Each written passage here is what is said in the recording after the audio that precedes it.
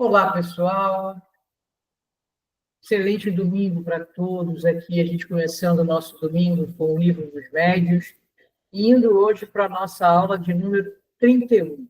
Marco, namastê. Atma Namastê, estou colocando minha apresentação.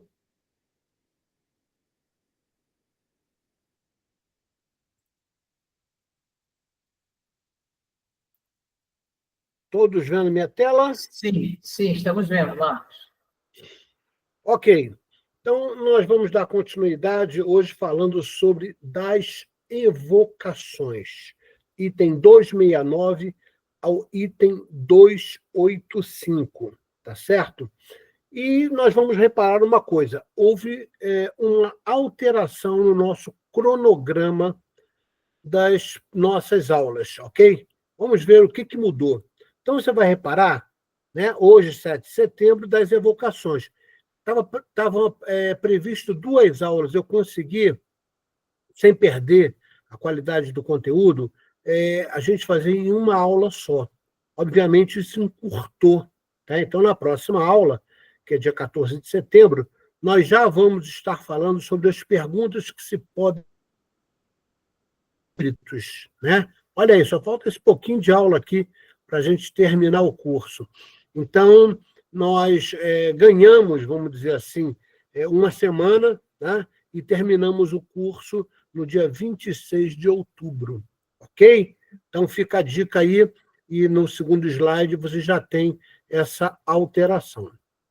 Então, vamos começar fazendo uma reflexão, e eu me utilizo do livro do Zalmino Zimmermann, sobre teoria da mediunidade, tá? Na segunda parte do livro, num capítulo chamado No Serviço Mediúnico. Zalmino Zimmermann diz o seguinte, para a gente refletir.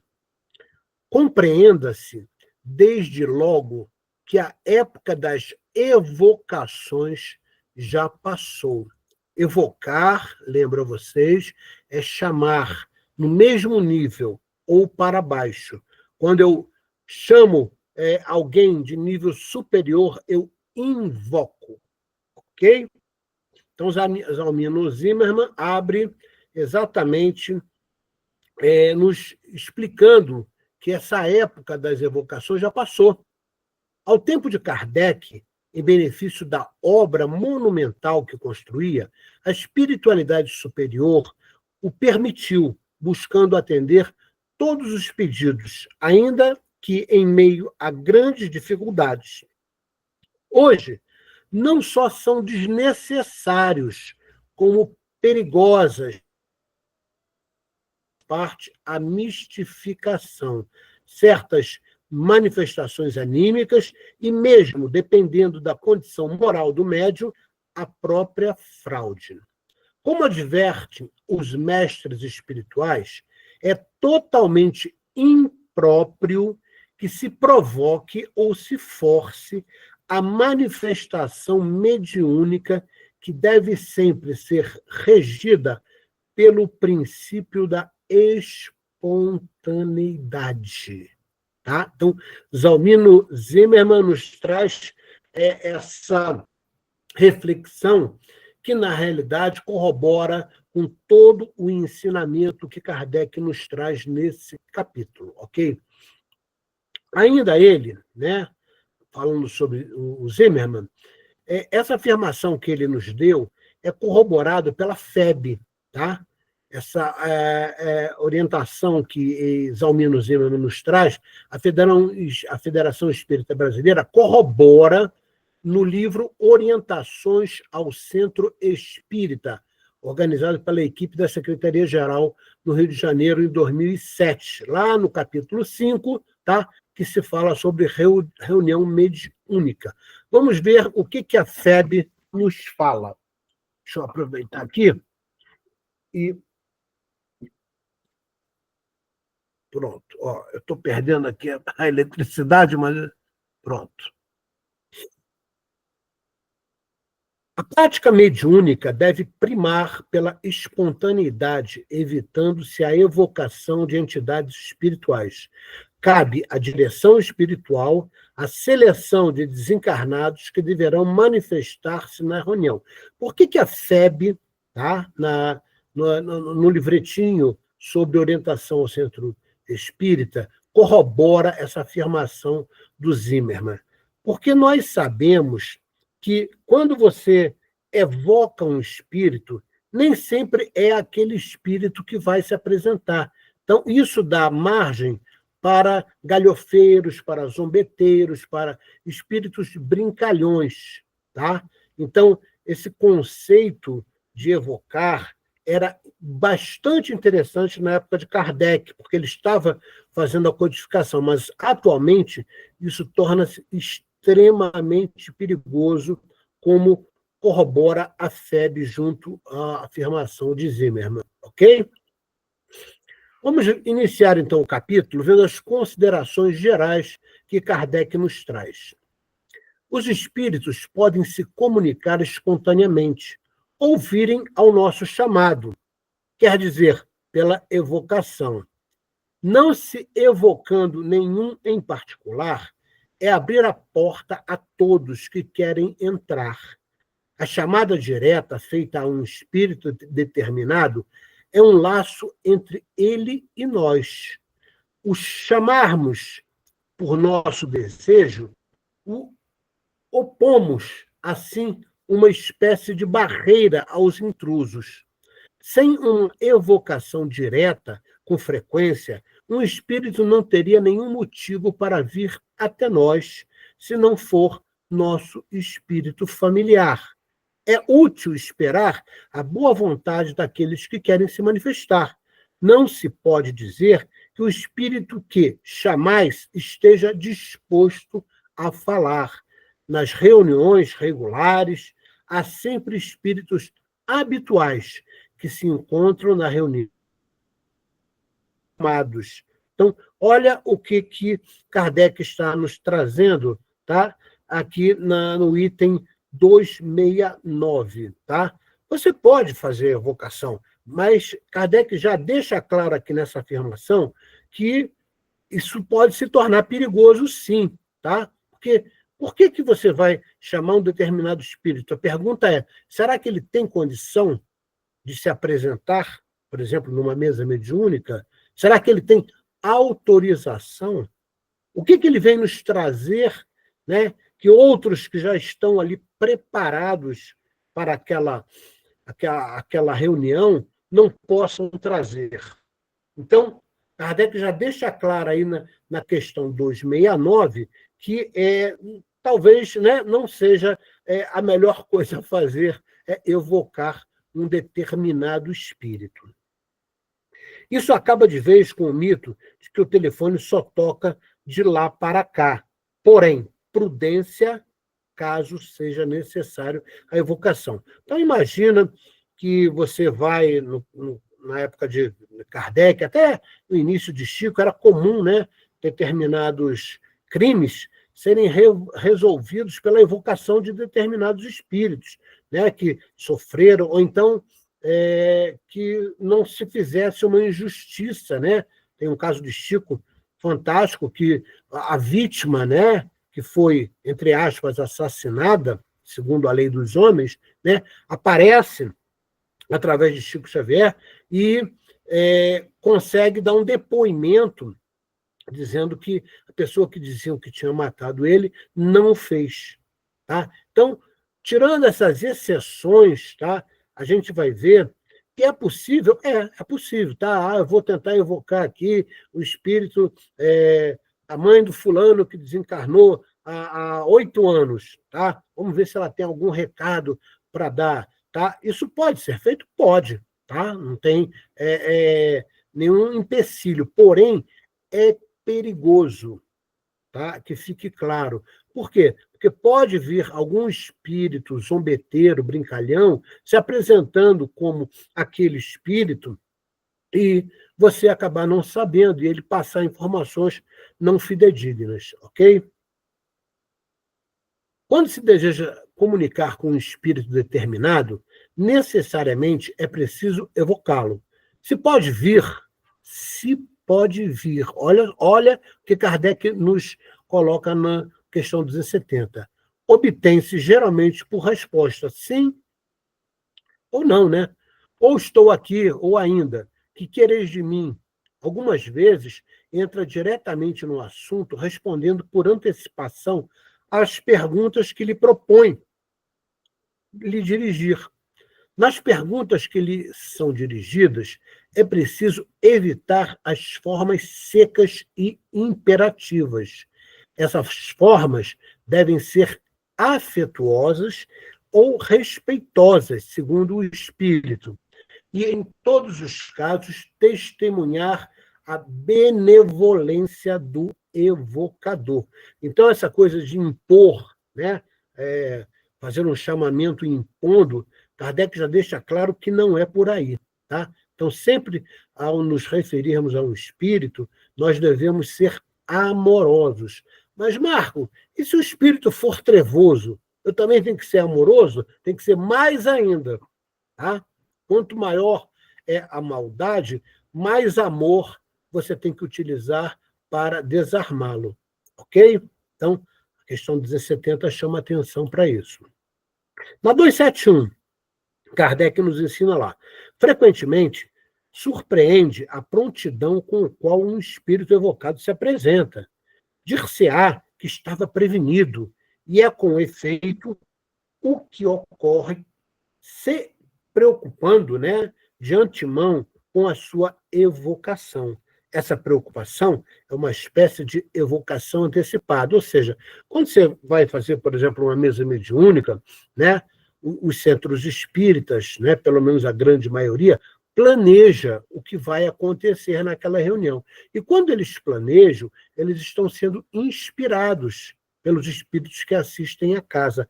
Então, se porventura um determinado espírito vai ser evocado, o que a espiritualidade que está ali, vamos dizer assim, coordenando os trabalhos por trás da cortina? Eles avisam esse espírito, para ele já ficar preparado para dar um determinado depoimento. Tá? Então, nada acontece sem a participação efetiva do mundo espiritual, tá? Principalmente quando estamos falando de evocações. Algumas reflexões de aprendizado. A evocação sempre deve ser feita em nome de Deus e ter um objetivo nobre: instrução, benevolência a alguém, utilidade para alguém.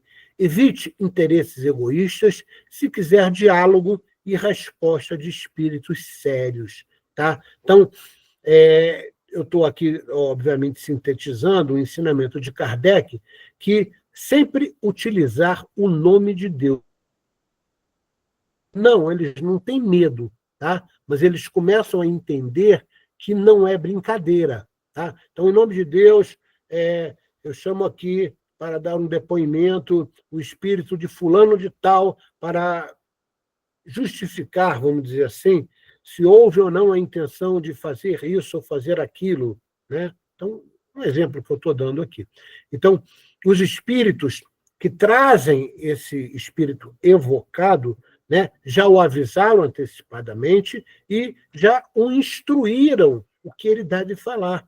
Ele não vem e fala o que quer. Não, ele já vem, vamos dizer assim, instruído sobre o que vai ser perguntado e como ele deve proceder na sua resposta. Tá? Então, a espiritualidade superior não deixa isso a esmo, ok? Nem sempre o espírito evocado pode vir. Então, é o que a gente, né, já tinha falado. Às vezes ele não está em condições ainda, principalmente espíritos que desencarnaram recentemente, normalmente ainda estão em estado de torpor. Então, ele não tem condição de se apresentar, tá? E de falar nada. Não tem permissão, não tem condições, não pode se afastar da tarefa que está empenhado e por aí vai.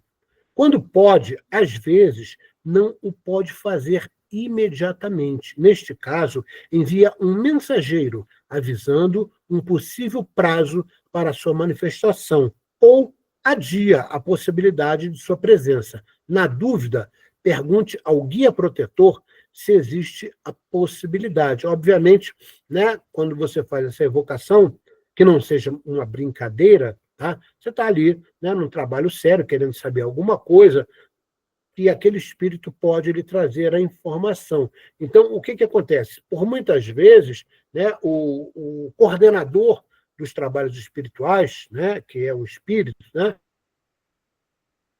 daquela ação.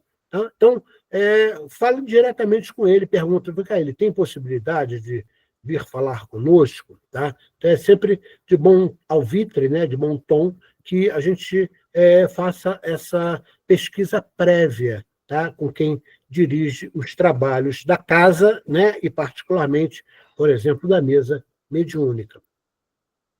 Evocar espíritos necessita de um médium treinado e seguro de sua faculdade mediúnica e da natureza dos espíritos que o assistem. Tá? Então, não é qualquer médium que vai produzir uma evocação e vai incorporar, né, o espírito evocado.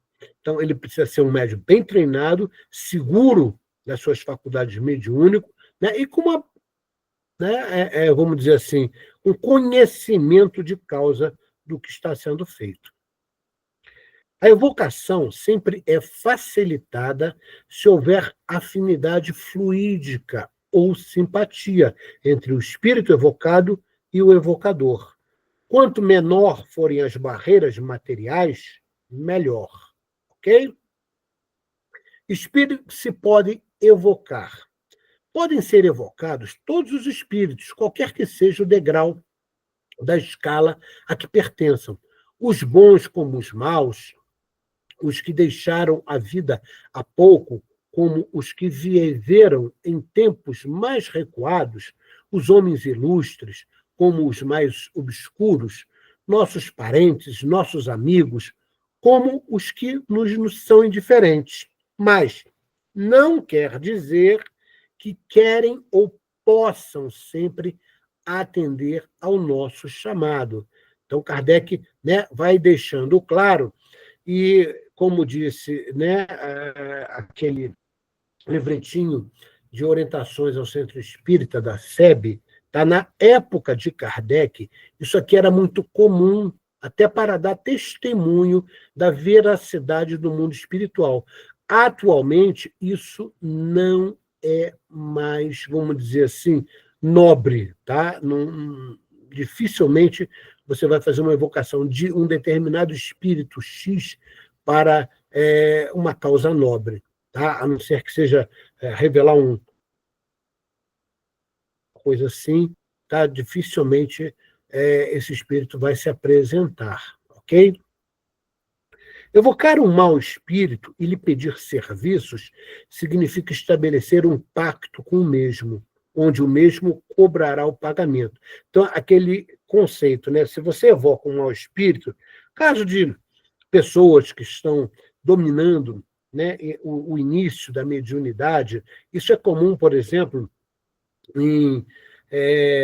vou dar um exemplo na Wicca, tá? Que vamos dizer assim, um conceito também que trabalha com a espiritualidade, tá? Às vezes pessoas mal intencionadas ou até ignorantes ou mesmo ingênuas fazem a evocação de um determinado espírito para um determinado serviço, tá? Se esse serviço for ligado ao mal, ele está estabelecendo com a pessoa que o evocou um pacto e ele vai cobrar isso. Não só quando você estiver, vamos dizer assim, mais fragilizado, mas principalmente quando você desencarnar. Tá? Esses exemplos de livros que você se torna praticamente escravos desses espíritos que cobram um pagamento. Tá? A evocação de maus espíritos requer do evocador uma superioridade moral a fim de instrução e melhoria do espírito evocado. Vou te dar um exemplo prático. Na apometria, por muitas vezes, quando a gente detecta, por exemplo, um chip, né, um determinado material, comprometimento das energias do encarnado, você evoca o mago, tá? Então, é chamada a presença ali de todos esse mago né, que foi o responsável. Mas não tenha dúvida que ele vem cercado de espíritos, como se fosse guardiões, né, como se fosse guardas até, e ele vem normalmente imantado das cores, né, padrão vibracional carmim e violeta, tá? Como se fosse acorrentado, e eles se apresentam, né, e por vezes tiram dúvidas, né? Por que que eles fizeram aquilo? E, posteriormente, eles são levados na presença dos mestres deles, ou seja, aqueles espíritos superiores que ensinaram ele a fazer determinadas coisas que ele acabou utilizando para o mal. Tá? Então, não pense você que você vai evocar um trevoso e ele vai te atender ali. Se atender, você está fazendo um pacto. Se ele não te atender e ficar revoltado, você está criando um inimigo. Tá? Então, quando você evoca, como foi o caso da apometria que eu falei, no caso de magia negra, mas ele vem guardado por espíritos superiores e praticamente acorrentado fluidicamente, tá? Em padrões vibracionais carmim e prata, tá? Que fazem a imobilização de qualquer movimento que ele queira se manifestar. Então, fica a dica aí para vocês. São Luís nos adverte: o nome de Deus não tem influência sobre os espíritos imperfeitos, senão na boca daqueles que pode dele se servir com autoridade pelas suas virtudes. Então, não é qualquer, vamos dizer assim, borra-bota que vai dizer, em nome de Deus, eu faço isso, eu faço aquilo. Não, tem que haver uma superioridade moral para que o próprio espírito já entenda, né, que ele está sendo evocado para uma determinada situação de esclarecimento. Normalmente é desta maneira. Na boca do homem que não tenha sobre o espírito nenhuma superioridade moral, é um nome como outro qualquer. Ocorre o mesmo com as coisas santas que se lhes opõem. A mais terrível arma é inofensiva em mãos inábeis para dela se servirem ou incapazes de usá-la. Não adianta, né? Um encarnado, vamos dizer assim, pouco nobre no conceito da moralidade, querer fazer determinados trabalhos, principalmente relacionados à evocação, porque na realidade vai atrair, na realidade é trevoso, tá? E se vier algum espírito que ele está evocando, você pode ter certeza que ele não vai apresentar nenhum tipo de conhece, né, quem está o evocando. Tá? Então, essa questão é o item 279. No item 280, a gente verifica a linguagem que a gente deve manter com os espíritos. O grau de superioridade ou inferioridade dos espíritos indica naturalmente o tom que convém tomar com eles. Né? Então, aquela coisa que a gente estudou nas aulas passadas. Você reconhece um verdadeiro espírito, a identidade de um espírito, pela forma como ele fala, o que sai da sua boca, né? O que ele manifesta pelo pensamento. Esta é a única forma que você tem de verificar a identidade do espírito. Tá? Como a gente falou na aula passada, espíritos superiores não vêm se gabando, não vêm dizendo, eu sou isso, eu sou aquilo. Não, eles vêm com humildade. Quando ele se apresenta de uma forma garbosa, é porque, na realidade, ele está mentindo. É evidente que quanto mais elevados, mais tem direito ao nosso respeito, à nossa atenção. No mundo dos espíritos, nosso respeito não se dirige senão à superioridade moral. Não interessa se o espírito foi bispo, arcebispo, padre e fulano de tal, e se apresente com o nome de uma pessoa importante da política, ou sei lá, do que seja. Isso pouco importa no mundo espiritual. Tá? O que importa é a superioridade moral. Quanto aos espíritos inferiores, tratá-los do mesmo modo que aos espíritos sérios, valeria tanto como se inclinar diante de um colegial ou diante de um asno. Tá? Então, isso é comum, por exemplo, no terreiro de Umbanda. Terreiro de Umbanda, né? Eu te digo, porque tenho formação de sacerdote de Umbanda, às vezes o médium que ainda não está acostumado a lidar com incorporações, né? Ele incorpora e o espírito passa coisas para a mente dele que ele acha que são verdadeiras, que são completamente superiores. Nada disso, tá? Então, a gente tem sempre que nos valer do que Kardec nos ensina, submeter ao crivo, tá, do bom senso, submeter ao crivo da verdade e do conhecimento que você tem da doutrina. Isso é fundamental, principalmente com espíritos que se apresentam como espíritos superiores, ou dizendo ser de nome tal, nome, né, qualquer que seja. Então, essa é a dica de Kardec no item 280. Porém, isso não significa que devemos tratá-los mal, ou com desrespeito. Então, olha o que Kardec está falando. Você não vai tratar um espírito inferior da mesma forma que você trata um espírito superior, por exemplo, São Luís, tá? Porém, você não vai desrespeitá-lo, tá? Sempre o amor é fundamental no trato com o mundo espiritual. Não nos esqueçamos que são irmãos infelizes, por vezes ignorantes, e que ainda não conseguiram entender o verdadeiro processo de evolução. Logo, sempre, tá? Sempre. Benevolência com aquele espírito, piedade, paciência e indulgência.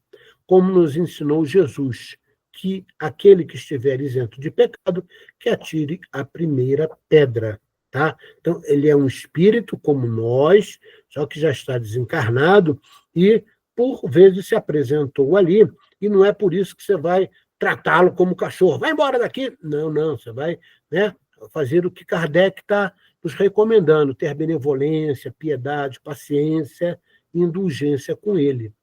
Tá certo?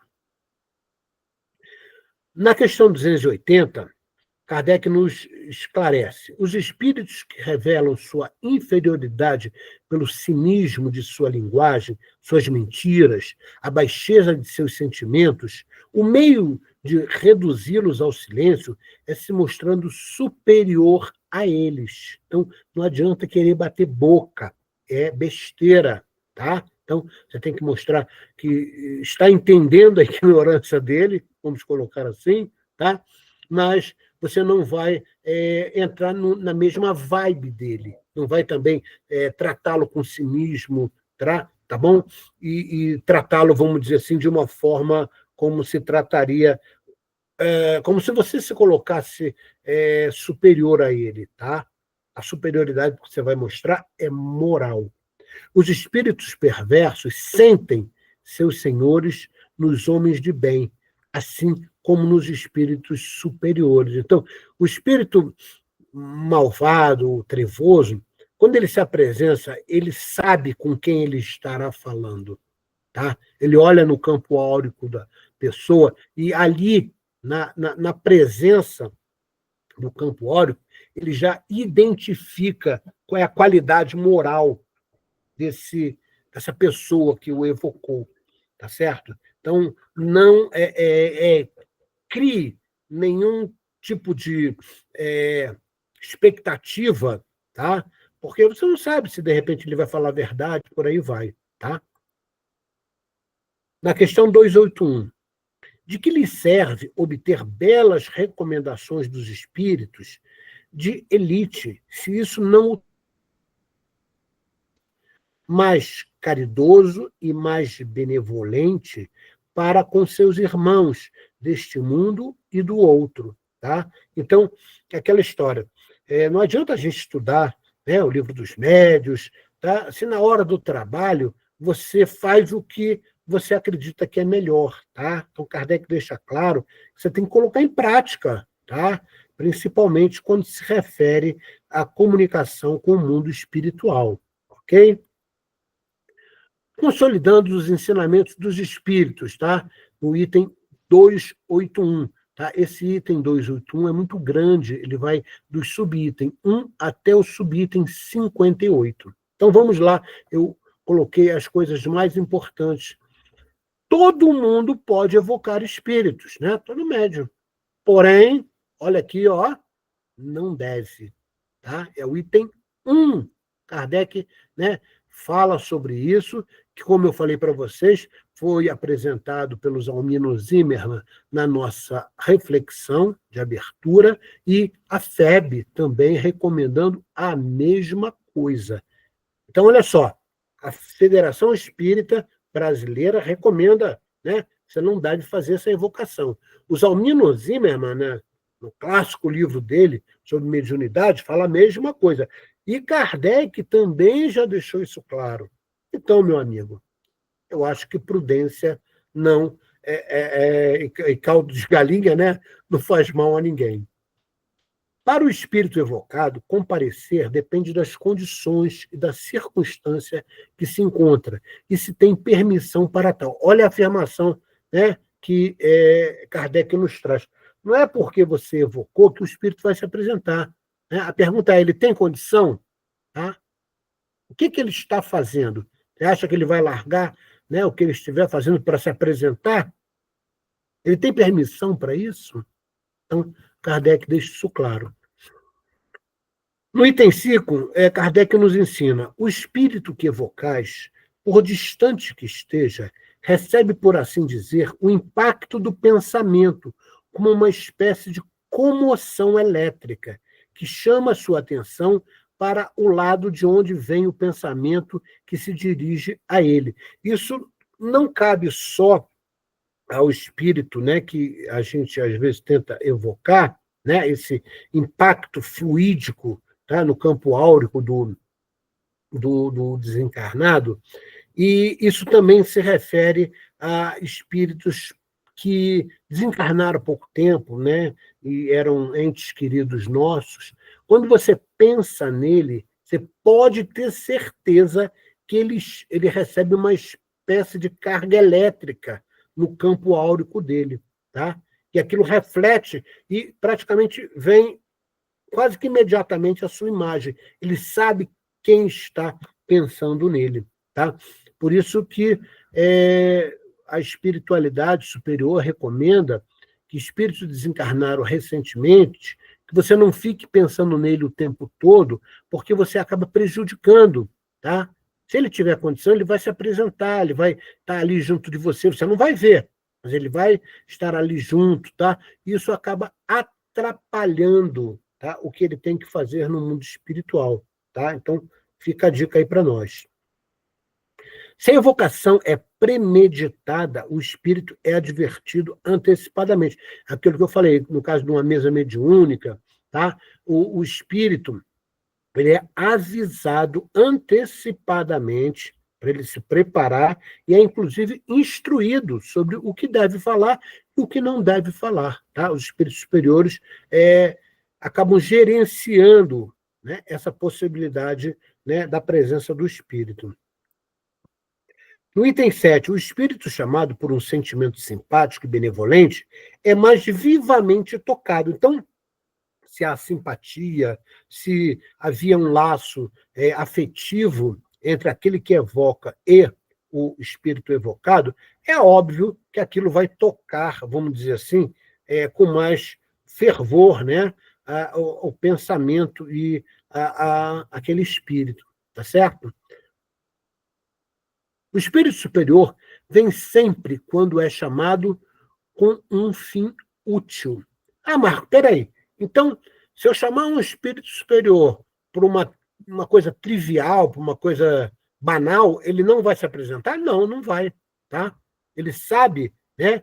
O pensamento ele é como se fosse uma criação fluídica que é plasmada. E o espírito superior, ele vê aquilo. Então, se você está chamando o espírito superior por uma coisa fútil, ele não vai se apresentar. Tá? Ele se apresenta, sim, quando for chamado por uma coisa de utilidade, que ele possa servir.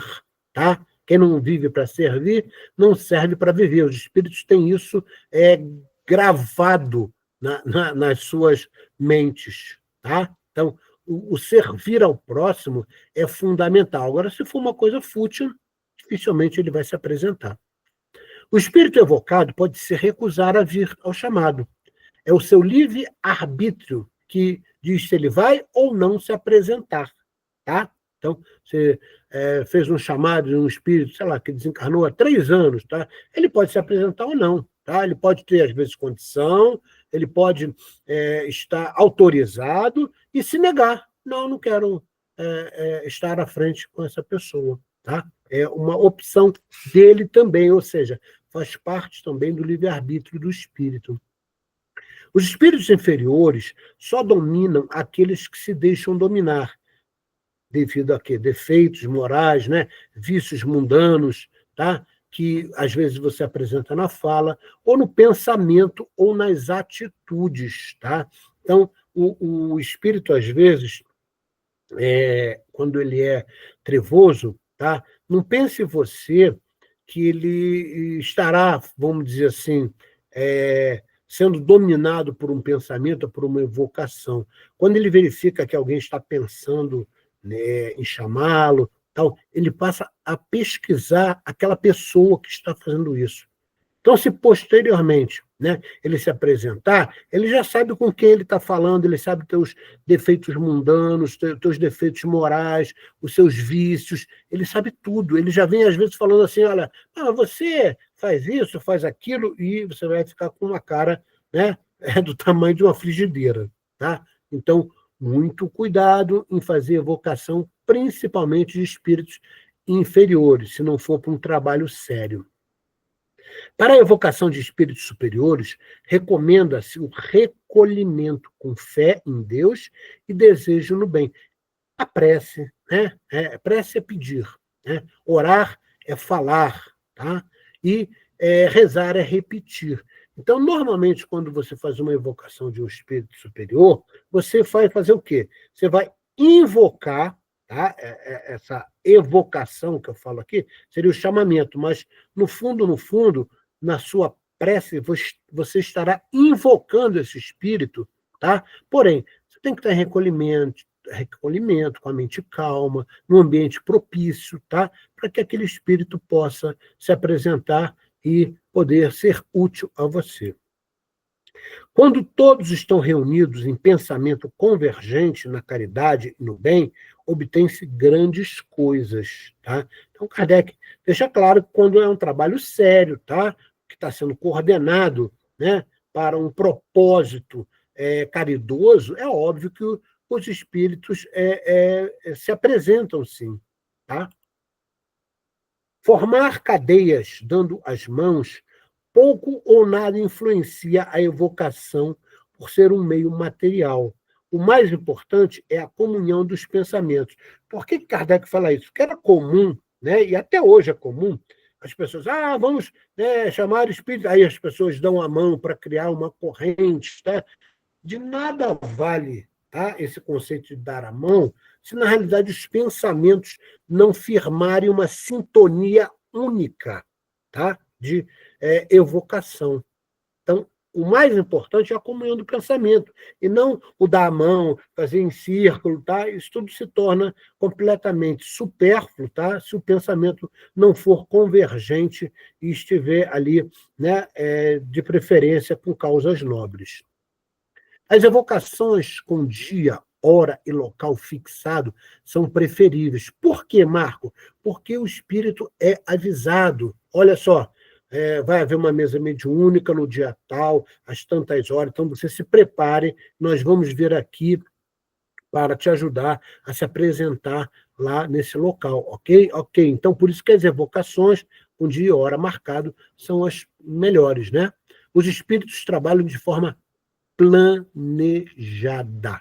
Não são igual os homens que trabalham, por muitas vezes, nas emoções ou nos conceitos de curto prazo. Tá? Então, é o item 16. Utilizar medalhas e talismã não tem nenhum efeito para atrair ou repelir espíritos, pois a matéria não tem nenhuma ação sobre os mesmos. Porém, não confundir com a utilização de defumadores e incensos, que objetivam a limpeza do plasma, ou seja, de miasmas, produzido por ações, pensamentos e atitudes equivocadas dos encarnados. Em física, O que é mais denso absorve, atrai, dissipa o que é menos denso. Exemplo, né? Derramei óleo em um determinado local. Se eu jogar terra, que é mais densa, o que vai acontecer? A terra vai sugar aquele óleo. Então, é um princípio da física que vale a pena a gente pensar. Por quê? A fumaça de um defumador, a fumaça de um incenso, tá? Ela é mais densa do que o miasma que foi produzido. Então, o que ele faz? Ele envolve e, por muitas vezes, destrói, tá? Aquele miasma, aquele fluido, né? Mal qualificado que possa ter sido produzido por pensamentos equivocados.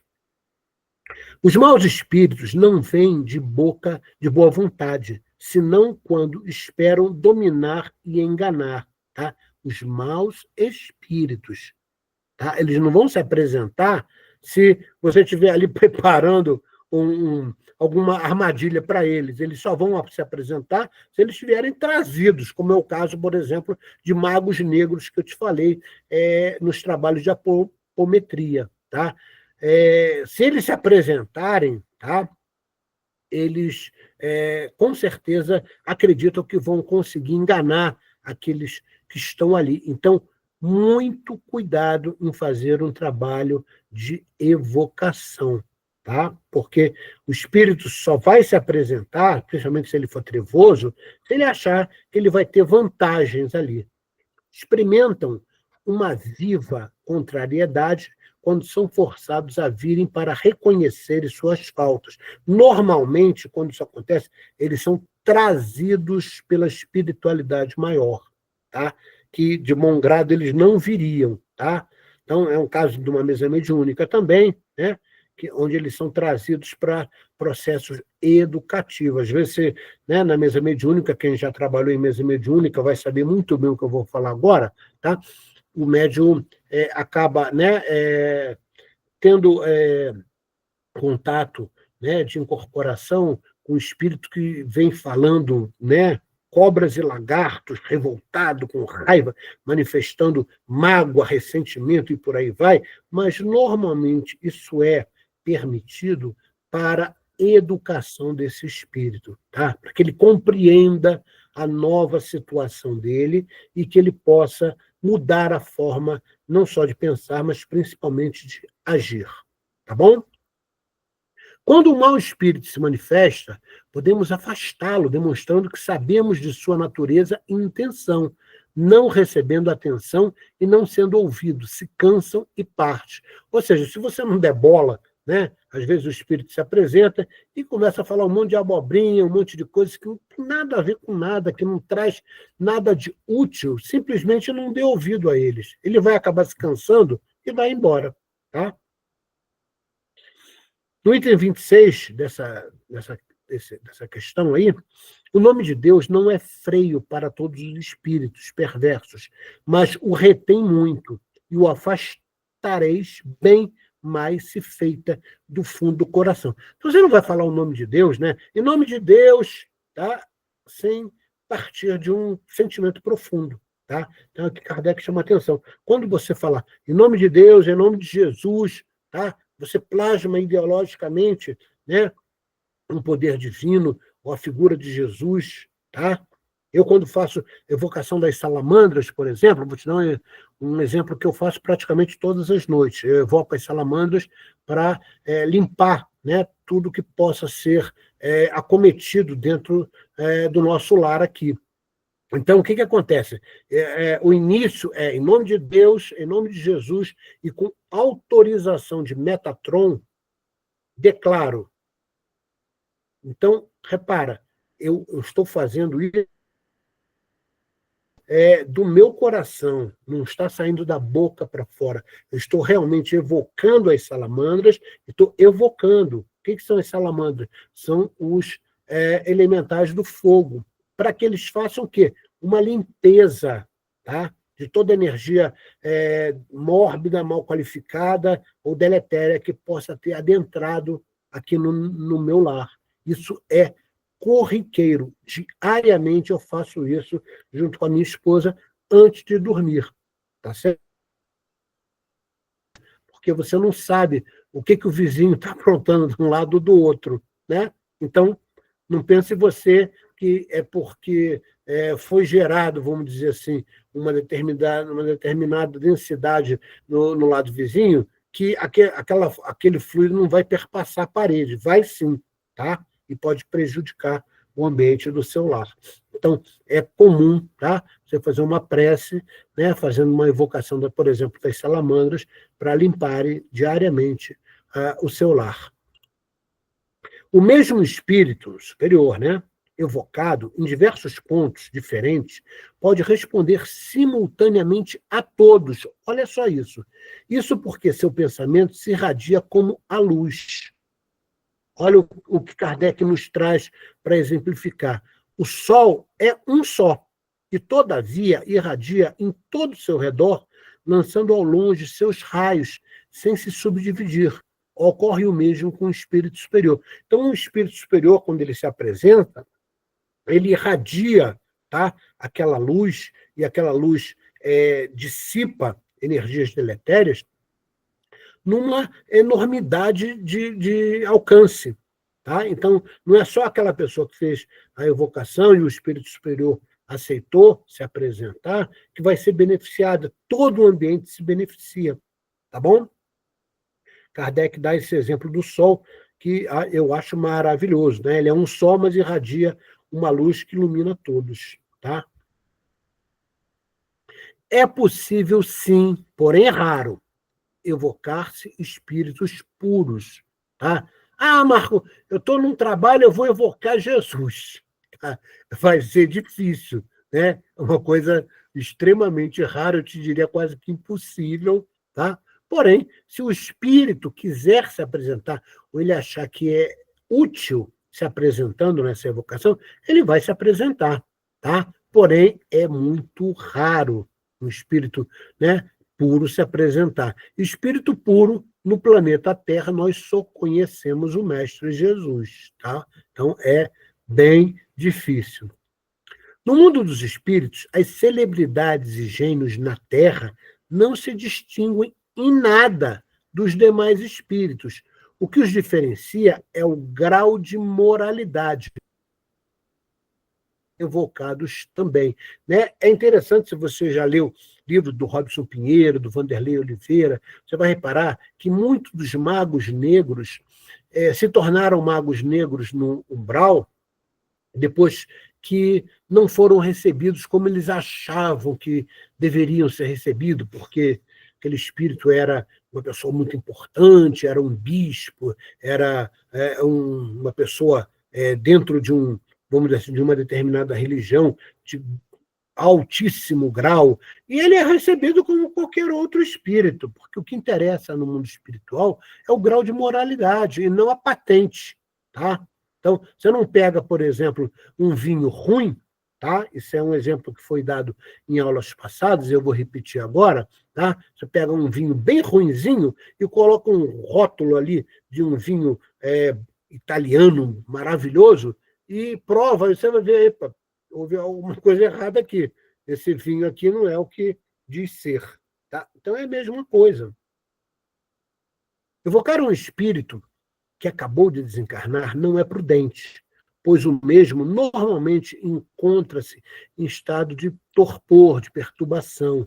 Sugere-se, no mínimo, 8 dias após o desencarne. Tá? Eu até estenderia isso aqui, tá?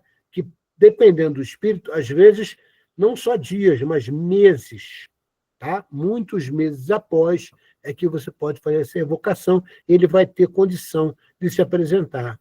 Porém, tudo depende do estado que ele desencarnou e o estado que se encontra na erraticidade, ou seja, no umbral. Porque todos nós, quando desencarnamos, mesmo que seja por alguns segundos, tá, acabamos indo para o umbral, né, para purgar aquilo que ainda nos tornou, vamos dizer assim, né, humanos defeituosos. Tá? Então, todos nós vamos passar ali por aquele nível de erraticidade. Existem casos de comunicação com 2 ou 3 dias após o desencarne, porém é muito raro. Tá? Então, você tem aí na história do Espiritismo, vários baluartes, vamos dizer assim, do Espiritismo, que deram comunicação praticamente no dia seguinte que desencarnaram, tá? Mas é um espírito já com nível de moralidade, com um grau de evolução já bem alto. Ok? Evocar crianças bem pequenas e pessoas que desencarnaram em estado de loucura pode ser totalmente inútil. Isso porque podem conservar durante algum tempo as faixas da matéria a que estavam submetidos enquanto encarnados, ou seja, ainda estão com muita dificuldade de trazer consonância e bom senso para o seu pensar. Então, é completamente inútil, né? Principalmente ainda crianças pequenas. Eu queria saber por que ele desencarnou. Né? Às vezes uma criança pequena vem, encarna e dura 3 meses, depois ele desencarna. Às vezes ele precisava só daquele tempo de 3 meses, para dissipar alguma coisa que não foi completamente dissipada na última encarnação. Então ele vem só para cumprir aquela expiação e desencarna novamente para ser reformulado, né, no seu conceito de persona, para reencarnar novamente. Então, a gente, às vezes, não sabe o que está por trás, né, de um desencarne precoce. A gente tem simplesmente que entender pela ótica espiritual. Evocação de animais. Olha o que Kardec nos ensina. A gente viu, né, que mediunidade de animais praticamente inexiste, né? Isso é coisa de pessoas completamente ignorantes. Olha o que Kardec fala no item 36. Depois da morte do animal, o princípio inteligente que estava nele fica em estado latente. Logo, é utilizado por certos espíritos para animar novos seres nos quais continua a obra da sua elaboração. Então, o princípio inteligente que habitava naquele animal, por muitas vezes, ele vai habitar logo, né, um outro animal ali. Mas quanto tempo isso demora? Às vezes, 48 horas, 24 horas, depende né, que aquele espírito que é o encarregado desse cuidado vai fazer. Tá? Então, não pense você, o meu cachorro desencarnou e eu vou aqui fazer uma evocação dele, né? É completamente ignorante você pensar dessa maneira, né? E acredito que você entenda a explicação que Kardec nos traz. Assim, no mundo dos espíritos, não há espírito de animais errantes. Por quê, Marco? Porque eles não têm karma. O animal, tá? Ele não tem livre-arbítrio para fazer o que ele quer. Ele age pelos seus instintos. Então, ele não tem mazelas, né, do seu corpo mental. Ele tem corpo mental, Marco? Tem. Tá? Ele tem exatamente os corpos sutis parecidos com os dos homens. Não tão perfeitos, né, quanto os dos seres hominais. Porém, ele tem sim, está ali se formando. Exatamente, né? Porque todos nascemos simples e ignorantes, e ele está trilhando, né, o seu desenvolvimento para um dia adentrar ao reino hominal. Mas somente os espíritos humanos, né, têm esse conceito de ter feito besteiras e ter acumulado karma. Evocai um rochedo, e ele sempre uma multidão de espíritos prontos para tomarem a palavra para tudo. Então, Kardec faz uma espécie de brincadeira, né? Evoca uma pedra que ela vai se apresentar para você. Tá? É, obviamente, um espírito, né, trevoso, brincalhão, ali querendo zombar de você. É o item 36. O espírito de uma pessoa encarnada pode ser evocado, porém, o corpo físico deve estar em estado de repouso, a fim de permitir o desdobramento e a possível comunicação. Peraí, Marco, então uma pessoa que está encarnada, tá? Pode, mas o corpo tem que estar o quê? Adormecido, em estado latente, né? Estado ali de repouso, para que o seu corpo espiritual possa desdobrar e atender ao chamado, ok? O que diferencia um espírito desdobrado de um espírito desencarnado é o rastro do cordão fluídico, o que a gente chama de cordão de prata, que está ligado no posterior da cabeça do encarnado. Se for chamado bruscamente ou for ameaçado de morte, retorna imediatamente, causando desalinhamento entre o duplo etéreo e o corpo espiritual. É o caso, por exemplo, vamos te dar um exemplo bem prático. Uma pessoa que está dormindo, tá com o corpo espiritual, vamos dizer assim, desdobrado, e a pessoa, né, desavisada, chega e sacode aquela pessoa, ei, acorda, acorda, acorda. Ele volta quase que com batimento cardíaco acelerado de uma maneira, né, assustadora.